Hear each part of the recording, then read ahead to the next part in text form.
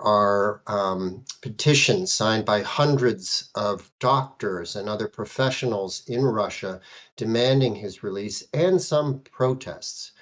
At the same time, the protests in Russia are only that we learn about or see from here are only a fraction of the size that we saw Navalny organize before his imprisonment.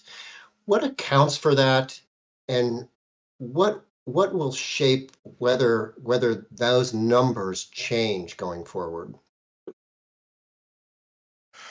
Well, this is something that I actually ask myself quite often because for the last 8 months, I've also been in and out of Ukraine quite a bit, working on another documentary. So I have been spending a lot of time on the front lines of the war. And I ask myself, please, why? Why are they not rising up the way that they did?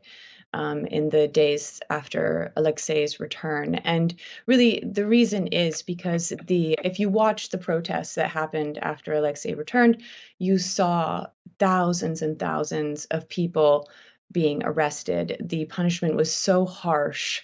We even lost one of our cameramen in that protest. He went to the protest with a camera and he was missing. And Christo and I were searching for him through an NGO for a couple of days before he surfaced again.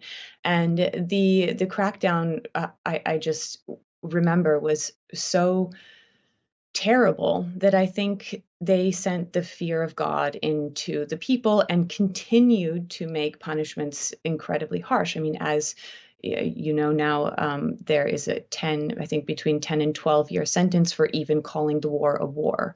So how do you, for protesting again, harsh sentencing.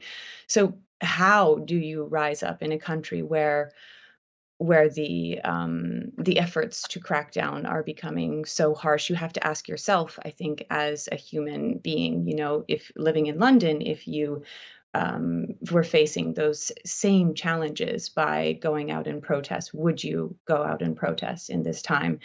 I think that is a very, very challenging choice. So I do understand what's happening, but of course we ask ourselves and we hope and we wonder what will bring down this regime that is causing so much pain in the world, not only in Ukraine in firstly and foremost, of course, but it is spreading throughout the globe.